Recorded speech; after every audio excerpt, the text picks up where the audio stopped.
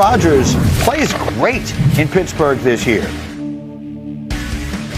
then the Steelers are a problem and a true, legitimate Super Bowl contender. Listen, great for Aaron Rodgers is like MVP. And that's what we saw, 3 years ago while he was in Green Bay with this defense and the ability of Mike Tomlin and this staff. If Aaron Rodgers plays out of his mind, then the Pittsburgh Steelers are going to be an issue for everybody, and they could very well make their way through playoffs if you only have to win 2 or 3 games. for sure. Now let's sort of scale it back just a little. Great by Aaron Rodgers' greatness standards is extremely unlikely, right? He's 41 years old going on 42.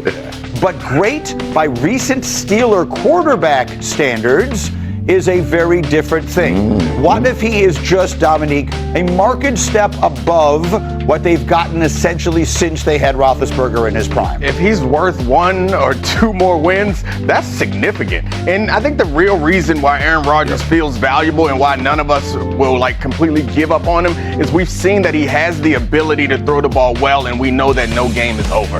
And so many games in football are decided, 50% of the games are decided by 1 score. And it felt like the Steelers, they had to beat you, right? Because they weren't going to lead some game-winning comeback drive too often. We know that Aaron Rodgers has the ability to do it. Even if we didn't see him do it much last year, we believe he can still do that from time to time. Do we know? Do we know? Because we didn't see him do it last year. We didn't see him do it the year before. Didn't really see him do it the year before that. He's 41. By the way, you talk about a Super Bowl threat.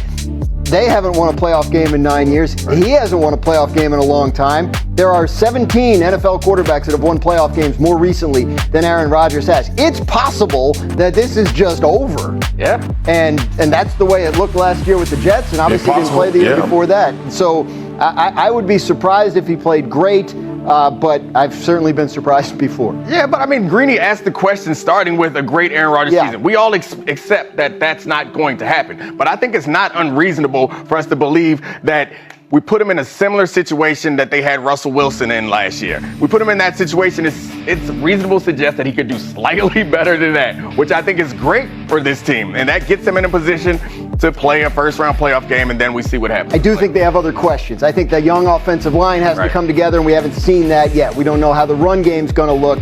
Defense has a little bit of age on it. I just don't think they're plug-in quarterback, and Steelers are great. That's fair. RC and Jalen Ramsey are both talking about how well he can still spin it. Here's the thing. Guys like Aaron Rodgers, when he's 65, is still going to be able to spin it. Yes. The question is the athleticism. The question is the tendency to injury at players this age.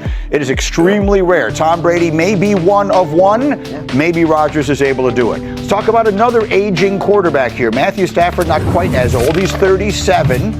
But let's play this game, Dominique. What if Matthew Stafford and his back are not ready to see the field week 1? Oh, we're done. we're done out there. Matthew Stafford has been playing incredibly well at times. It's up and down, but he has that ability. And we saw them give the Eagles the toughest game that anyone gave the Eagles last year in the playoff run. It's a lot because of how good their young defense is, but Matt Stafford can make those type of incredible throws. And I think this offense is designed around his ability to do that with those receivers. And McVay went and got him because they wanted to build it around him. So without Matthew Stafford, we're done out in L.A.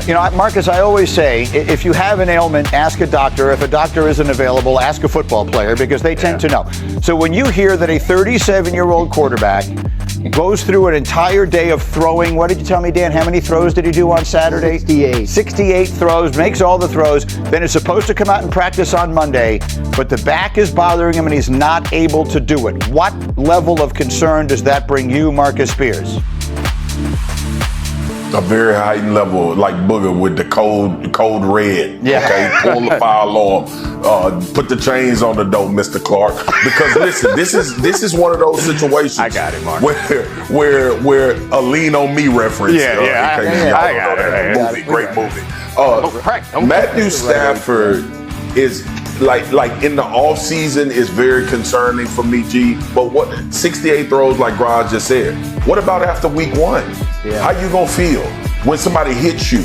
When you've been throwing a lot, when you've had to move and step outside of the pocket. And I know they got medicine, and I know they got stuff that is very, very strong, but you're asking him, we can't practice in a controlled environment without getting hit, without having to move around and you feel terrible the next day, like the maintenance thing kind of is flying out the window for me. And Foxy knows this as a football player. Neck and back are the two worst things that they can tell you as an injury in the NFL. And those are almost like, okay, how much clock do I have left? Because I know it's coming to an end very, very soon. And I think those two things are very, very are bad. The concerning part is that it's this early in the season. Yeah, I'm sure that not even the season. Yeah, if it was a game, like I'm sure he would be able to play. The part that's scary is like, oh, we already doing that? Gross, finish it up. Yeah, look, they believe they can get him ready to go. He's been managing his back for a while now, but he was supposed to practice this week and did not. So there's definitely been a change of the plan, and it's concerning. Without him, I think they're in huge trouble. As you see, Jimmy Garoppolo would be in place to be his backup, certainly a very capable backup quarterback, so we'll see where that goes. Okay, with Dominique in-house and so much crazy stuff going on, let's do 2 editions today of Zero Fox Given, and the first one, let's start on the sideline. Oh, we talking about back pain. You saw CeeDee Lamb on the sideline. The get-back coach wasn't telling people to get back enough because, man, I look good. There we go. Because CeeDee Lamb is on the sideline, which I do. Oh, my back, my neck, and my back. CeeDee Lamb is an incredible football player, but you got to be alert. But I do blame, it's the strength coach. Strength coach is supposed to be get-back guy. Get your butt back. All right, get to my favorite base hit of the weekend.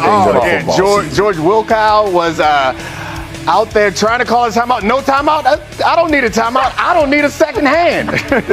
He gives 0 Fox about that. Hits a base hit, manages to get an RBI with one hand. Get that man up to the majors immediately. If he don't need 2 hands down there, he don't need to be down there. What? And then my absolute favorite one of all time. Iowa. Let's go to Iowa. They're known for white cornerbacks in this. Let's go for it.